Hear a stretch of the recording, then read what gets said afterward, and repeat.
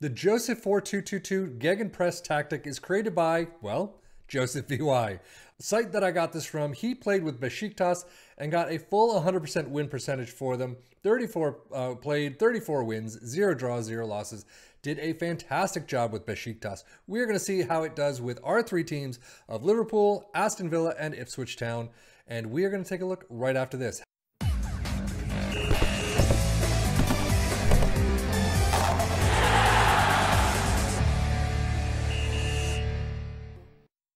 So the tactic itself is a sweeper, keeper, and defend. Wingbacks on the left and the right. Ball playing defenders on the left and the right. And as you can see, there are some player instructions that they create. I don't go over those because it really depends on the players themselves too. But we go back to the midfield. Segundo Levantes in the support roles. Inside forwards on both sides. And then advanced forwards up front. Balanced mentality. In possession, you have an attacking with a standard. Approach plays pass into space. Overlap on the left and right, focus play down the left and right. Passing directness is shorter, tempo is higher, low crosses and run at defense. In transition, counter press, counter, distribute quickly and roll it out. And then out of possession, a high press line of engagement, a standard defensive line, trigger press much more often, prevent short goalkeeper distribution and get stuck in. As always, pause where you want to see something. I go through these pretty quickly. But how did it do for our three teams? Well, actually the two in the Premier League, not bad. I mean, Liverpool expected to be second. Man City just pipping them to the title by 3 points. 27, 5, and 6 for Liverpool, 86 points. Aston Villa come in 6th. 22, 5, and 11, and 71 points. I mean, Liverpool's schedule, look at this sea of green and a couple of yellows. That's crazy talk. And that sea of green led to a win and a loss almost out immediately against, funny enough, Aston Villa. 1-2 in the EFL Cup 4th round. However, they do turn it around and get their first trophy of the season in the FA Cup final, 4-3 over Wolves. A fantastic run there. Not a lot of great teams, though. Brighton is a good team. Wolves are not bad.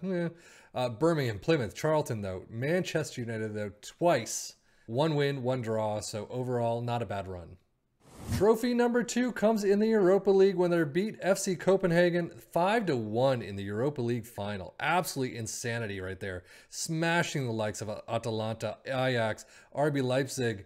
They've got a fantastic run there. Copenhagen, not the strongest of teams compared to Atalanta, Ajax, and RB Leipzig, but still, they did a fantastic job in this league. Squad-wise, doing very well. A full set of matches there. Goals-wise, 25 for Cody Gakpo. That's the first time we've seen him up there, really.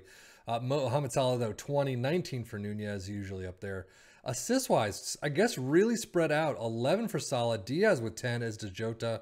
Average rating, I would expect a little more in the green somehow. Ricardo Horta, who actually came in during the summer. I do have transfers on, but 7-2-2, the best there. Nunez, 7-2-0, as does Gakpo. So we've got some of the regulars in there, but they do bring in someone new, and he did very well, apparently. Aston Villa's EFL Cup run stops at the quarters against Chelsea with a 0-0 penalty loss. It kind of hurts, 0-0 in penalties, but, I mean, quarterfinals, not too bad.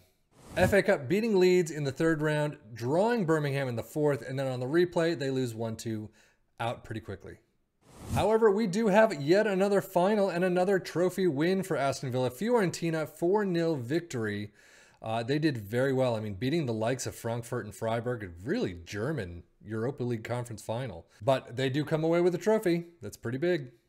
Aston Villa squad also having a full set of appearances. 21 goals for Diaby. Douglas Luiz with 16, 12 for Traore. Assist-wise, you've got 12 for Douglas Luiz. Digne with 10. Actually, a bunch of players with 10. And then average rating 724 for Lucas Digne. Douglas Luiz 723. Not too bad of a season. Data Hub, definitely shaky in defense, but very good in attack. You've got some very strong attacking numbers. Aston Villa, not really any different. Some fouls against per game, a little lower and a little bit better in defense, but overall still basically the same shape. Premier League stats, Liverpool's 97 goals, just 3 shy of Man City at the top. Aston Villa up there with 2nd, 89, not too bad. Few shots against, most possession, nothing there. Dribbles, you got a couple things. Overall, though, definitely a shot-based tactic, definitely an attacking tactic. Liverpool with 657 shots for, not too bad. And if we look at the player overview, Haaland, of course, with most goals at 40, but you've got Jota and Gakpo and Diaby in there all around. Most assists, you got Bailey and Szoboszlai. So you got some numbers. Dominic Szoboszlai with man of the match, but again, on the average side of things that we've always seen. Best pass completion, nobody. Dribbles made, nobody. So you got a lot of missing players here, unfortunately. Key passes, Salah's in there with 3 elements. So, and then most shots, Danjuma and McAllister. And as we switch over to the championship side of things, Ipswich Town coming in second and getting promoted. 94 points, 35 and 11. Not too bad. 111 goals for. Fantastic there. Now, this is something I didn't think I would see. FA Cup, they sadly are out in the 3rd round against Burnley 1-2. However, they win the EFL Cup final. They get a trophy here against Chelsea in penalties. That is a massive win right there. Swansea 7-3. Ouch, that one hurts. But they beat Chelsea in the EFL Cup final and come away with the trophy. They're in the Europa Conference League next year. And the Premier League. Squad-wise, looking good on appearances. There are a lot of good high-numbered players. Goals-wise, 29 for Hurst. Jackson and Chaplin with 20 apiece. Then it goes down to a couple of 10s. Assists-wise, 15 for Davis, 14 for Burns, 13 for Harness, so not doing too badly. Average rating 7.22 for Wes Burns. Leaf Davis with 7.17, as does Caden Jackson. So overall, a fantastic run here. Again, I would have expected a little more green with the way that they played and the way that they did, and definitely getting 1 trophy, coming close to 2nd one. But funny enough, how well they did, sadly, they're not at the tops of any of these charts. I mean, they are in a couple of lists. 2nd with shots 4, and most goals 3rd with 111. But overall, I mean, still, they're fantastic season, even if they're not up there. And if you look at the player overviews, George Hurst with 20, not too bad goals-wise. Most assists, Harness.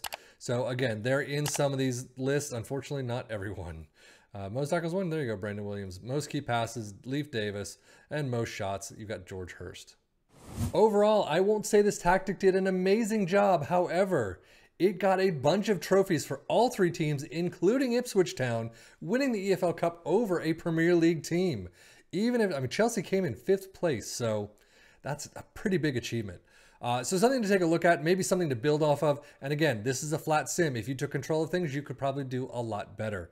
So Liverpool getting those 3 points and beating Man City to yet another trophy is probably pretty doable. But that is it for me, Stefan FM, for the Football Manager blog channel, saying thank you as always for watching. Don't forget to leave a like, hit subscribe for more FM tactics, and we'll see you later. Take care and enjoy.